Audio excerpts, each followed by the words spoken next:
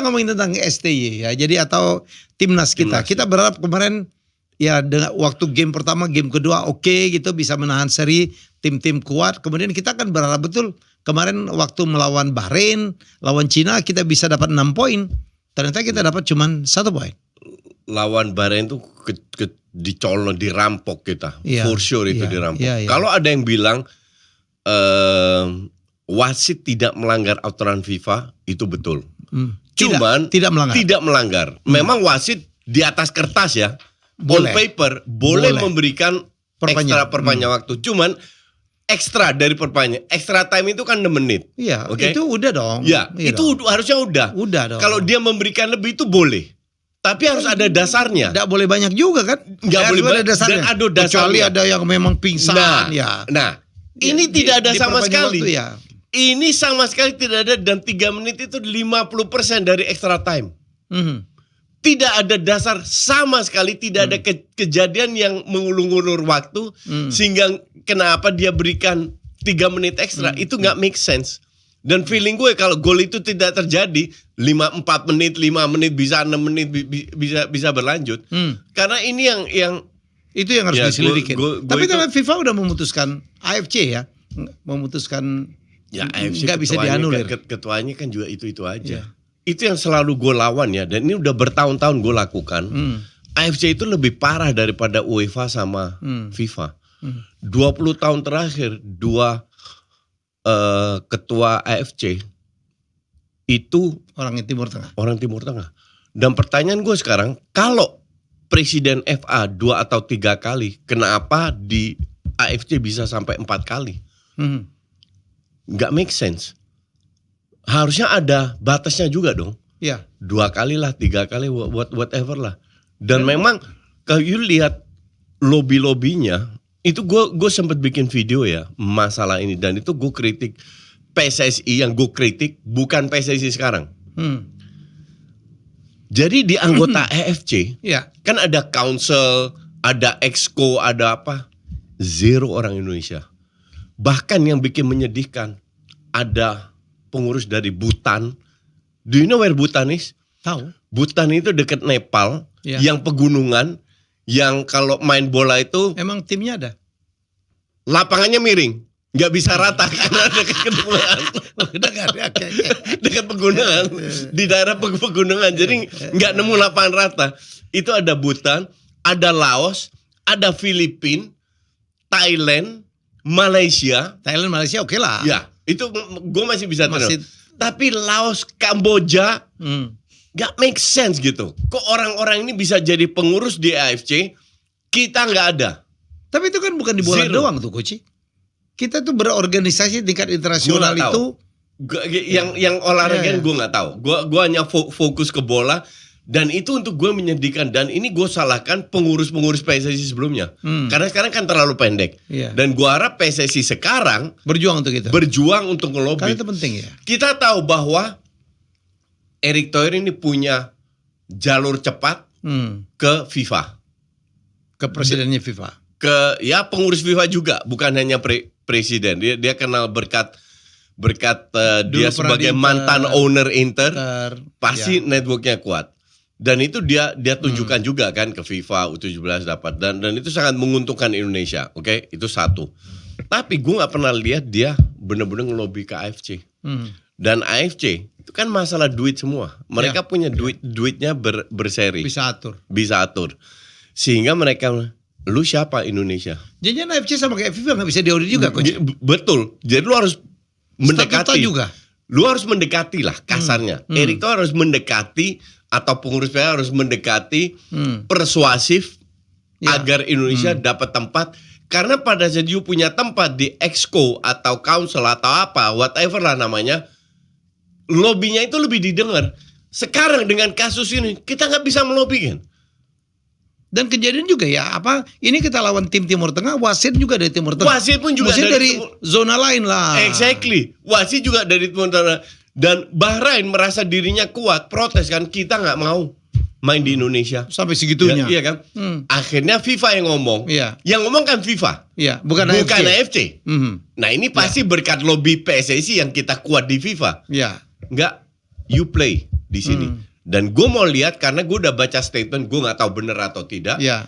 Bahrain mengatakan kalau kita kita harus main di Indonesia, kita nggak akan main, biarin kalah WO. Gue mau lihat lu pegang omongan lu nggak? WO aja lah. WO aja. Gue mau kalau lu gentleman, lu pegang omongan lu.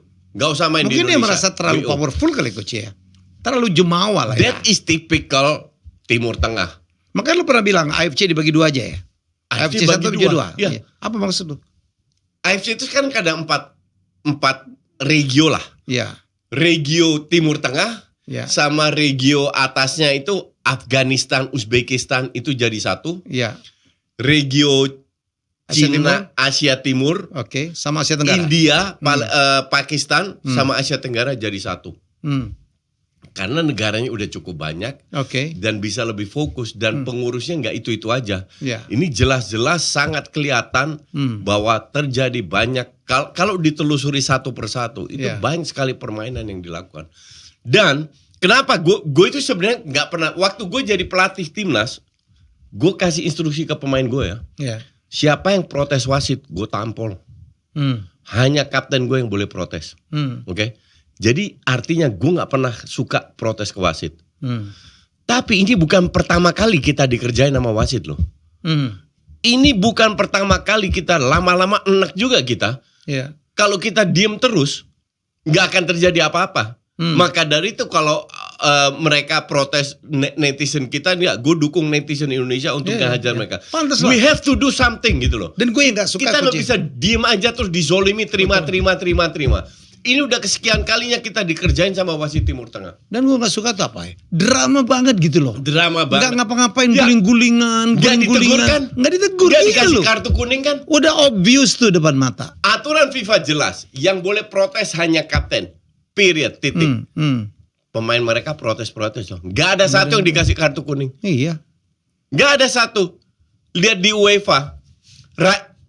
Belanda main lawan siapa Jerman. Reinders ngomong 1-2 kata kartu langsung. Iya. Langsung kartu sampai dia bingung. Iya, lu gak boleh protes. Aturan jelas tuh loh. Aturan udah jelas. Di Asia nggak kelihatan aturan itu. Apalagi kayak mereka bikin aturan sendiri. Yang diving berguling-gulingan itu berkali-kali drama loh, gila loh. Dan tidak ditegur sama sekali. Iya. Tidak melakukannya dan dia tidak memberikan kartu terhadap pemain Bahrain yang protes. Zero. Terus lu bilang ini fair? Terus kita harus diem? Enggak. Bahkan gue yang di Twitter gue bilang bikin hashtag AFC Mafia. Langsung trending loh. Karena this is just not acceptable. Karena ini bukan pertama kali dan definitely bukan terakhir kali. Maka kita harus menyuarakan. PSSI punya tugas sendiri lewat jalur formal. Ya. Kita sebagai netizen lewat jalur informal untuk memberi mereka tekanan. Kalau lu protes ya udah ke FIFA dan akhirnya lu harus mainkan. Jadi terlalu banyak hengki-pengki di dalam untuk gue. Oke Coach, kita tinggalkan itu ya. Yang kedua ini kan, gue pikir kita menang lawan Cina. Tapi Cina mainnya bagus banget ya. Bagus Banget. Dan gue agak shock. Kita underestimate dengan Cina. Enggak, gue setuju. Gue agak shock waktu gue live kan. Ya. Gue live dari Praha. Gue ingat 1 jam sebelumnya udah mulai gue masuk setengah jam sebelumnya. Sebelum kick off gue masuk, gue ngobrol. Si Hanif sama Pak Panji sama Tirta tanya gue jawab. Gue lihat line up-nya. Ini line up apaan nih? Kenapa tidak memainkan line up yang terakhir lawan Bahrain di babak kedua yang kelihatan bagus? Iya. Iya kan? Kenapa harus dirombak, ditambah pemain kreatif kita itu nggak dimainin? Sekarang gue tanya, berapa pemain kreatif yang kita miliki yang benar-benar punya otak? Yang benar punya otak, yang mainnya pakai otak. Cuman 1, Tom Haye. Dicadangin. Kalau Sintayong kasih alasan, dia nggak bisa main 90 menit. Dalam keadaan cedera ya. Iya. Enggak, alasannya adalah dia nggak bisa main 90 menit. Itu gue bisa terima. Oke. Kenapa nggak mainin di awal sampai 6 menit, 60-70 menit terus lu outin? Kenapa lu baru masukin babak kedua? Dan kelihatan banget permainan jauh lebih bergulir di babak kedua daripada babak pertama. Kenapa Reinders lu masuk di bench saja enggak. Jadi Rizky Ridho main 15 menit kalau nggak salah lawan Bahrain. Ya. Di babak kedua di area kiri main bagus. Ya. Kenapa lu taruh Calvin Verdong? Calvin Verdong punya crossing bagus. Kenapa dia nggak geser lebih ke depan? Rizky Ridho taruh di situ. Sekarang buat apa pemain bermain bagus kalau dia next match-nya nggak dicadangin, nggak dimainin lagi? Tujuan pemain kan gitu. Gue harus main bagus Supaya dipakai terus. biar dipakai terus. Ya. Malik Rizaldi fighting spirit tinggi, main bagus, nggak dipakai lagi. Witan malah dimainin. Jadi seorang pelatih, gue pernah melakukan itu dan banyak pelatih pernah melakukan itu, termasuk Pep. Sintayong kemarin itu gambling. Untuk apa? Dengan harapan pemain yang dia berikan adalah ada 4 kalau nggak salah pemain yang cadangan. Mereka membuktikan ternyata 4-4 failed. Atau nganggap remeh China ya? Karena kita bukan negara bola. Mungkin menganggap ada unsur anggap, itunya ya. Ada Coach, gue ngelihat ya waktu di stadion itu merah semua dan penonton bersemangat. Iyalah ini negara komunis ya, yang mungkin diperintah. Tahu sendiri orang komunis Iya, gimana. diperintah nonton. Kalau kemarin enggak lah Coach, itu benar-benar wah gila Spontan, gitu. Iya. Ya, karena mereka udah dapat 1 gol, dapat 2 gol, dan kita we don't create chances. Karena nggak ada yang pemain berotak yang kreatif bisa, ya. Yang kreatif. Lu masukin baru babak kedua, baru si yang lain-lain maksudnya it's just too late. It's too late. Dan gue bilang ini blundernya Sintayong merubah line up di babak kedua lawan Bahrain, di mana kita main bagus dengan Rizky Ridho di kiri, dengan Rizaldi mungkin dari awal. Lu tetap ngandelin pemain-pemain. Strike ini kan nggak perform. Dia cetak gol yang penting bagus lawan Bahrain. Itu gol pertama lo dari berkali-kali dia main. Kemarin flop lagi. Ragnar sama itu nggak kelihatan sama sekali. Nathan di kiri masih lebih bagus daripada di tengah, jelek banget. Nah, ini yang gue nggak paham. Tapi dia ambil risiko, ya dia harus bertanggung jawab. Itu satu sisi. Cuman di sisi lain kita harus lihat juga. Jadi kita harus lihat dari dua sisi. Ini satu sisi. Sisi kedua, kita 4 kali baru sekali kalah loh.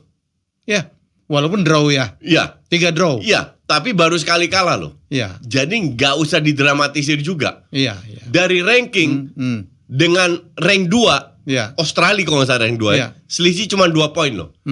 Jadi semua itu masih di tangan kita sendiri. Iya.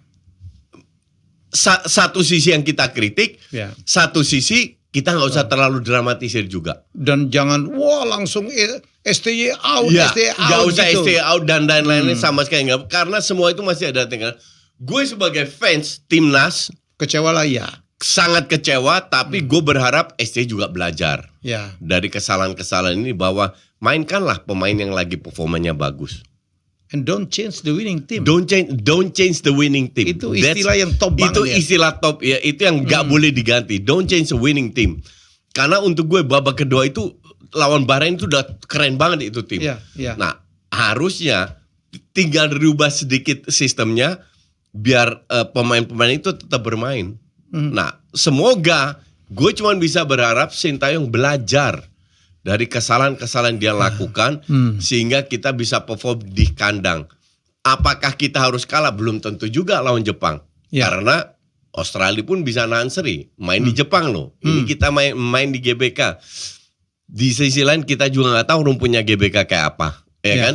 Tapi minimal kita nggak perlu terlalu dramatisir lah. Ya. Semua masih ada di tangan, kita masih bisa lolos. Masih ada kemungkinan. Rank 3. Karena selisihnya rank 5 sama rank 2 tipis-tipis. cuma 2 poin doang. Yang lain sama semua. Australia, Saudi, Bahrain itu sama semua poinnya.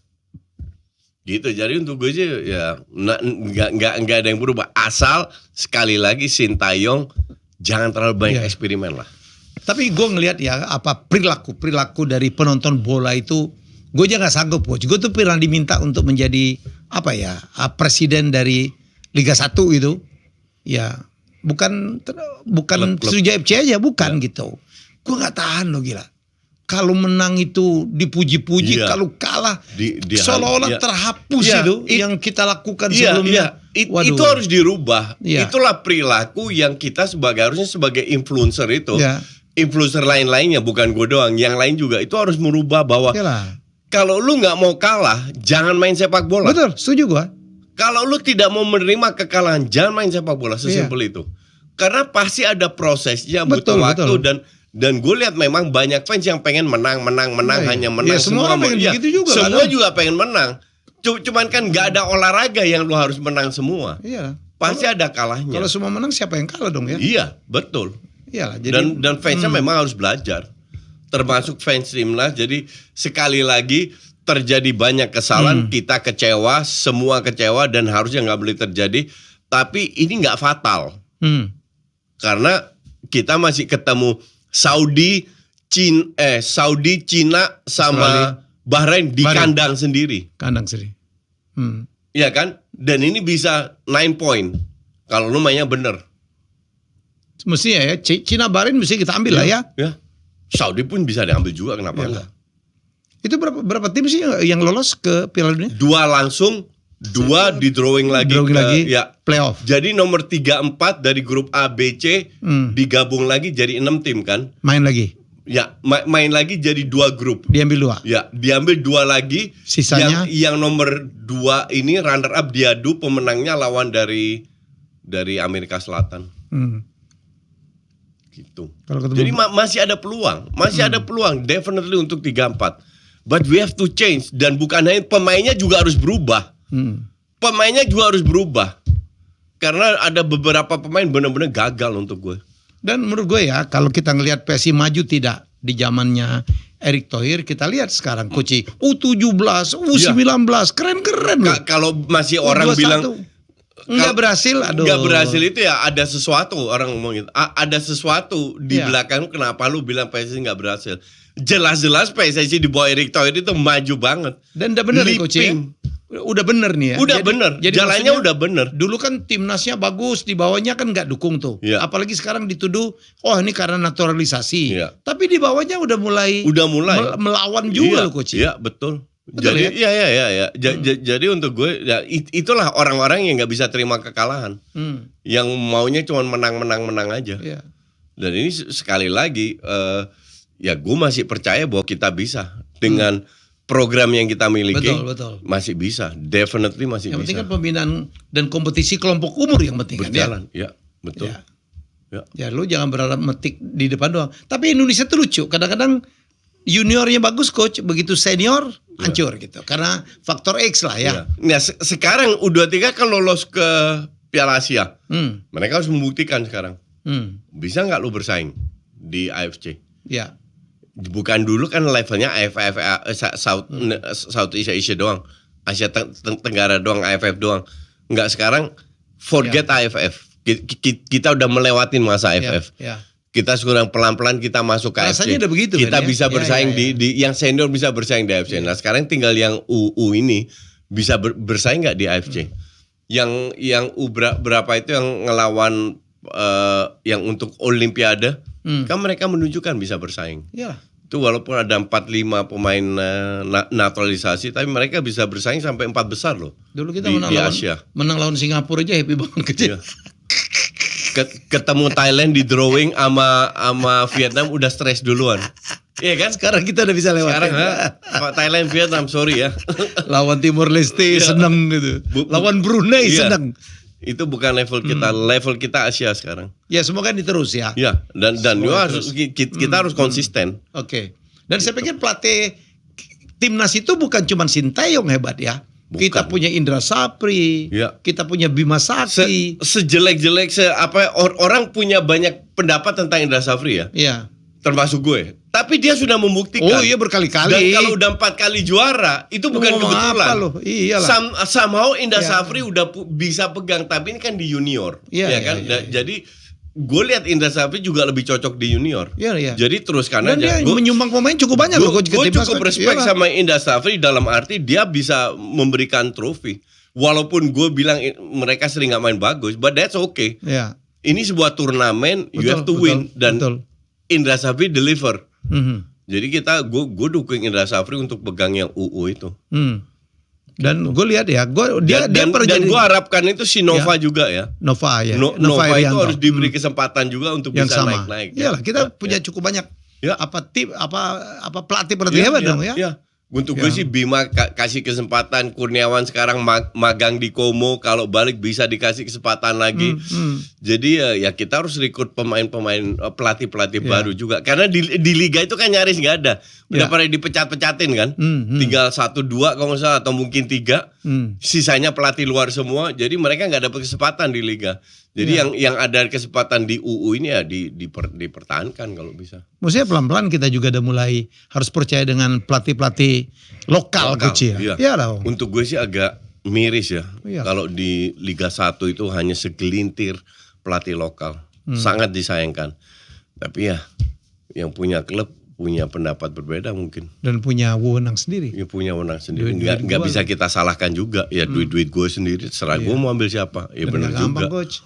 Emang nggak gampang. Lu melihara tim itu keluar duit berapa lu dari kocek pribadi. Betul. Makanya gue nggak salahkan juga. Ya. Cuman gue sayangkan aja kalau terlalu sedikit pelatih lokal yang ada di Liga 1. Coach, gue mau nanya nih, sekarang naturalisasi terus berlangsung. Akan terus berlangsung. Gue bicara sama Arya dan Arya bilang kedepannya selama ada pemain berdarah Indonesia akan kita proses. Dan gue sih setuju aja. Kenapa enggak? Kan mereka punya darah Indonesia. Kan bukan naturalisasi kayak yang udah lama di sini atau apa. Cuman bener-bener kalau punya darah Indonesia kenapa enggak? Betul. Jadi, tapi kan kadang-kadang orang mengatakan bahwa naturalisasi itu membuat pemain-pemain yang dibina di lokal itu tidak diberikan kesempatan. Saya pikir kalau dia bisa bersaing akan dapat dong, ya kan? Iya. Betul dong ya? Iya.